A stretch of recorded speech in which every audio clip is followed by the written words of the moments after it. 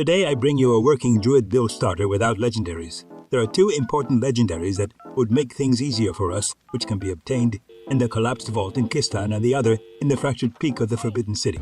At the end of the video, I will leave the legendaries that I recommend for this build, which will take us to level 50 without any problem, and we will be able to complete the final dungeons to advance to world level 3.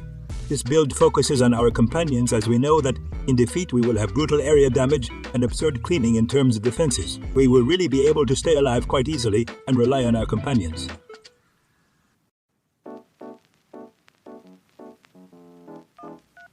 To start, at least until we reach level 13, we will do the following. From levels 1 to 7, the first 2 points will go to our basic skill. In our case, we will choose Storm Strike due to its bounce damage and damage reduction. So we will put 1 point in Storm Strike and another in its first upgrade to unlock the main skills. The next 3 points will be spent on the main skill Tornado and its 2 upgrades, Powered Tornado and Primordial Tornado and Primordial Tornado. We will put the last point in Fierce Storm Strike for the chance to make enemies vulnerable again.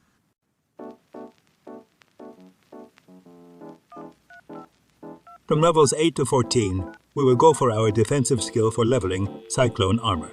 We will spend the next 2 points on upgrading Cyclone Armor and preserving Cyclone Armor. We will spend the remaining 4 points on the Tornado skill point of origin. Once we reach level 15 and can spend points and use our companions, we will respect our skills and spend the points as follows. For basic skills, we will use the same as most builds, Storm Strike, 1 point to start and 2 points in its upgrades, first Powered Storm Strike to unlock Fierce Storm Strike, to unlock Fierce Storm Strike, to unlock Fierce Storm Strike. With this skill, we will make enemies mostly vulnerable and hopefully immobilized. Then, we will go to level 4 Storm Strike to unlock the defensive branch and continue with our next step, Spirit skills.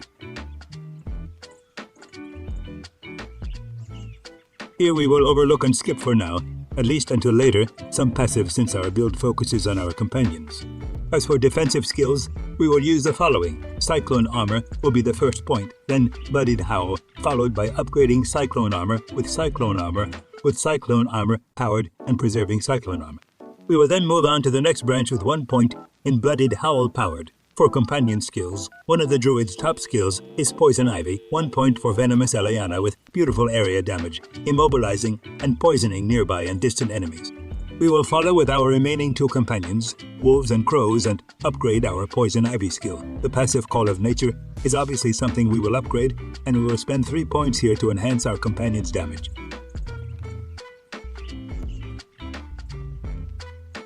For levels 25-35, the first 3 points will go to the Predator Instinct passive, which will increase the chance of critical hits to nearby enemies. The next point is for preserved Bloodied Howl for our defensive skills.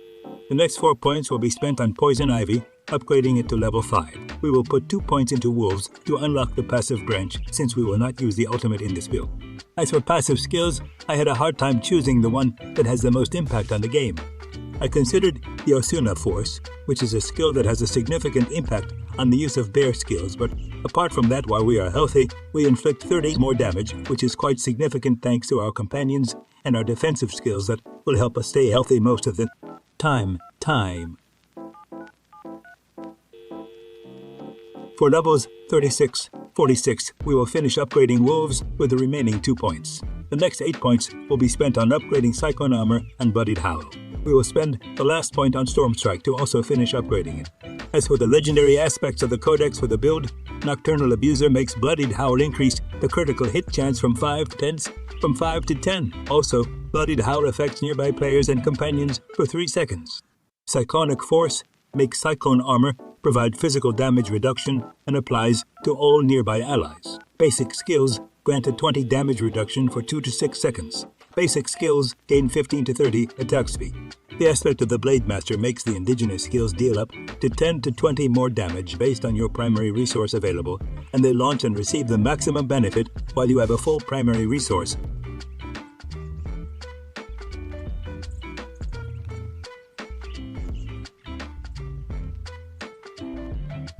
Finally, as a bonus aspect, if you are lucky enough to get the alpha, your wolf companions become werewolf companions that deal an additional 75 to 110 damage and can spread rage.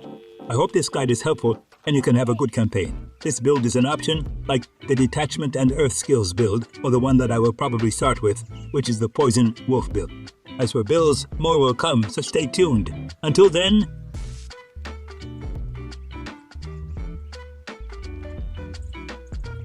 the Diablo product section in IGV is where you can find the most exciting and exclusive products related to the popular video game series, Diablo, including Diablo, Diablo 2, and Diablo 3. IGV is a leading online marketplace that specializes in gaming products, and the Diablo section is a must-visit for any fan of the series. Game keys are one of the most popular products in the Diablo section. They allow you to unlock the full version of the game on your computer or gaming console, giving you access to all the features and content. In-game items are also popular, as they can give you a significant advantage in the game.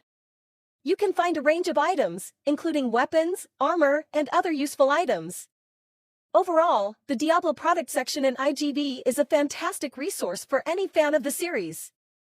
With a range of products to choose from, you're sure to find something that appeals to your interests.